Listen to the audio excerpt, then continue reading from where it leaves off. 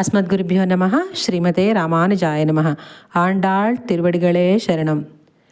கீழ்வானம் வெள்ளென்று எருமை சிறுவீடு மேய்வான் பரந்தனகான் மிக்குள்ள பிள்ளைகளும் போவான் போகின்றாரை போகாமல் காத்து உன்னை கூவான் வந்து நின்றோம்.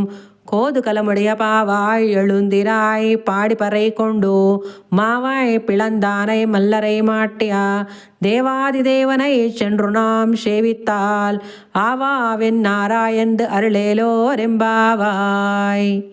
ఆండాళ్ తిరువడిగళే శరణం. జై శ్రీమన్నారాయణ. వెనుకటి 2 పాశురాలలో శ్రవణం చేసే క్రమాన్ని నిరూపించి ఈ పాశురంలో మననం చేసే క్రమాన్ని నిరూపిస్తున్నారు. చిత్తమునకు అంటుకొనియున్న మలినములు శ్రవణము వల్ల కొంతవరకు పోవచ్చును.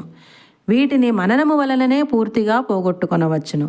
ఈ మలినములు పోయినప్పుడు మాత్రమే భగవద్విషయంలో చిత్తము ఏకాగ్రతతో నిలవడానికి అవకాశం కలుగుతుంది. ఈ పాశురములో మేల్కొల్పబడుచున్న గోపిక కృష్ణ పరమాత్మకు కూడా కుతూహలాన్ని రేకెత్తించే విలాసవతి, పరిపూర్ణంగా స్త్రీత్వము గల ప్రౌఢ. శ్రీకృష్ణుడే తన వద్దకు వచ్చునని ధైర్యముగా పడుకొని ఉన్నది. ఇలాంటి ఆమెను లేపకుండా తాము కృష్ణుని సన్నిధికి వెళ్ళుట యోగ్యము కాదని భావించి గోపికలు ఆమెను లేపుచున్నారు. తూర్పు దిక్కు తెల్లవారుచున్నది. గేదెలు విడివడినాయి. అవి చిన్న బీడులలోకి వెళుతున్నాయి. అందరము వ్రతస్థలానికి వెళ్ళడానికి బయలుదేరాము. అందరము కలిసి నీ వాకిలి ముందు నిలిచినాము. కుతూహలము కలదానా, ఓ పడతి లేచిరా. కృష్ణగుణములను కీర్తించి వ్రతానికి సాధనమైన పరను పొందుదాము.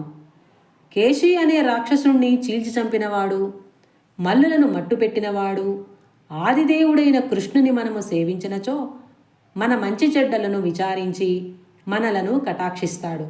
మేల్కొని రావమ్మా అని పిలుచుచున్నారు. ఇట్లు కేశవుడని శ్రీమన్నారాయణుడని అనేక విధములుగా శ్రీకృష్ణ భగవానుని గుణములను కీర్తించినారు. అతనికి ప్రియమైన సేవలు చేయుటయే కదా మన స్వరూపము. లెమ్ము ముందు నడువుము అని ఈనాటి గోపికను మేల్కొల్పినారు. ఆండాళ్ తిరువడిగళే శరణం. జై శ్రీమన్నారాయణ.